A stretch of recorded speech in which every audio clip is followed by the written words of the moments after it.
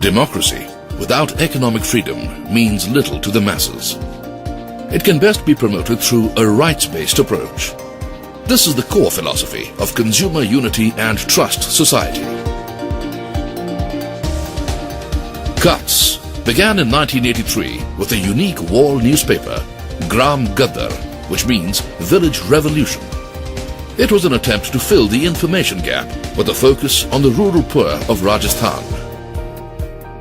The plight of the poor in accessing basic necessities like food, medicines and power was the driving force behind the establishment of Cuts.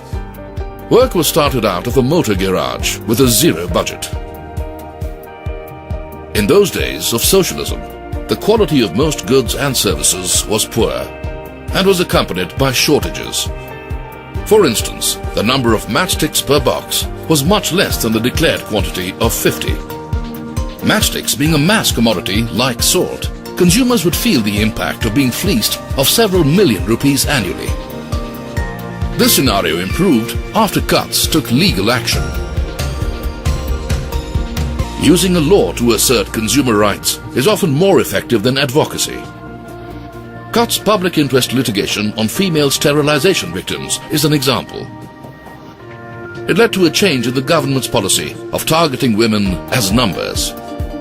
Helping persuade the government to pass the Consumer Protection Act in India was one of Cuts' most successful efforts of the early 80s.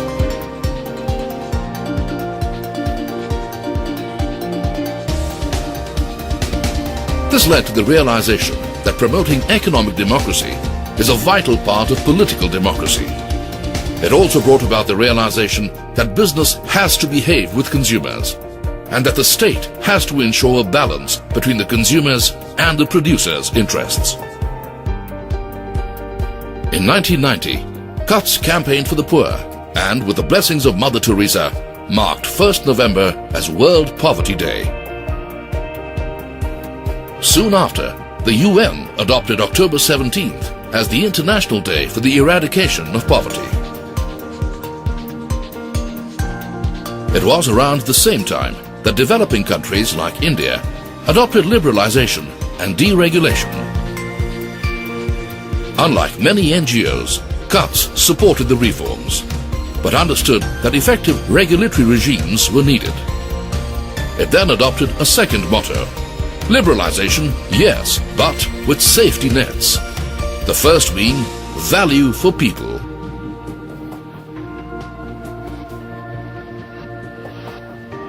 Jagdish Bhagwati, noted trade economist. Cuts has developed from a modest NGO addressing mainly domestic issues to a preeminent position as an international NGO dealing with issues relating to the world trading system and related issues. In July 1991, Cuts participated in the 13th World Consumer Congress in Hong Kong. It was the first international exposure for Cuts. There were heated discussions on a new multilateral trade agreement, which 4 years later led to the creation of WTO. From trade policy, Cuts expanded into investment, corporate governance, and competition policy. It received huge support from the Frederick Ebert Foundation to launch work on trade policy and globalization in South Asia in 1994. This is how the South Asia Watch on Trade, Economics and Environment came into being in the next year. The business model of SOTI was widely recognized as a good example of regional network-based approach to empowering civil society organizations on the issues of globalization.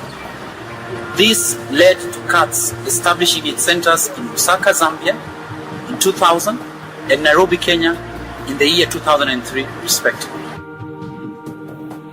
The Hanoi Center came into being in 2007, followed by one in Geneva in 2008.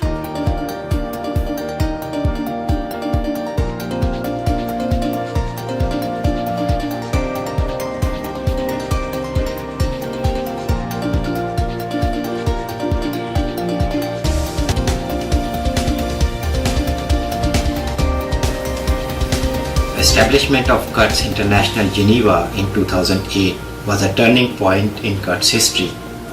A donor, Hewlett Foundation, approached Kutch with a grant for this purpose instead of the classical way of Kutch approaching a donor. Furthering the cause of the right to trade, particularly of poor countries, Kutch is advocating for a Geneva Consensus on the international level for fair trade, good governance and capacity building.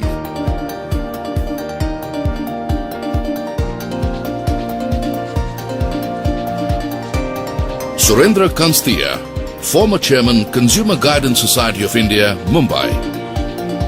Kutch gave me the wisdom, whereas other organizations gave me knowledge and training. As its work on trade policy increased, Kutch Secretary General Pradeep Mehta was twice appointed as advisor by two WTO Director Generals, Supachai Panichpakdi in 2003 and Pascal Lamy in 2012. To ensure that the fruits of liberalization reached everyone, Kutch worked for competition law and regulatory policies in India and 30 other countries in Asia and Africa. The multi-country 7-Up model was the most popular in this regard. A critical point of difference with similar projects was Kutch's approach, which was bottom-up. Gareth Thomas, former Minister of State, DFID, UK. We value the productive relationship that Kutch and Department for International Development, DFID, had built up in recent years on this agenda. An emphasis on creating local ownership and capacities was followed by comparisons with other countries. Post this, many southern governments appointed Kutch as their advisors. Kutch was also responsible for the adoption and refinement of competition law in many countries, particularly India.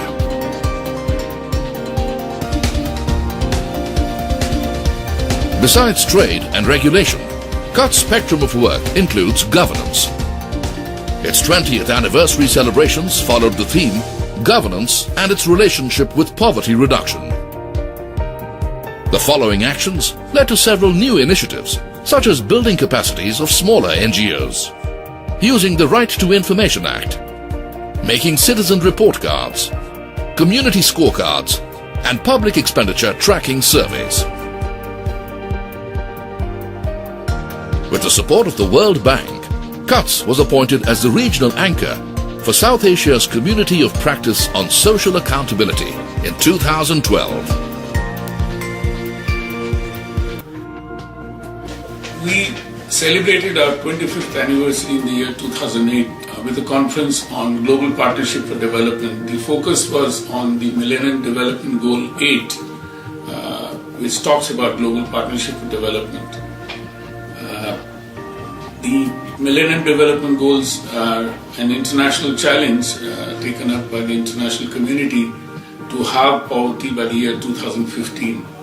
And in that, an enabling environment is to create a better economic environment to be able to add to the growth which is necessary to create the wherewithal to reduce poverty. While we have been working internationally as well as nationally on a very large number of issues, one of the understanding that we had, and this is something which we've been doing for a long time, is to intensify our work at the grassroots.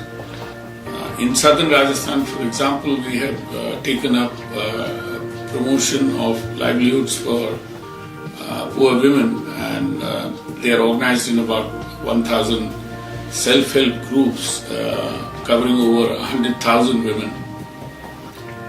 In the future, how we visualize, having completed 30 years now, we realized that we will continue to consolidate our work as well as make it more effective, and I would say cost effective as well. And that is how I visualize the journey for Kutch for the next 20 years.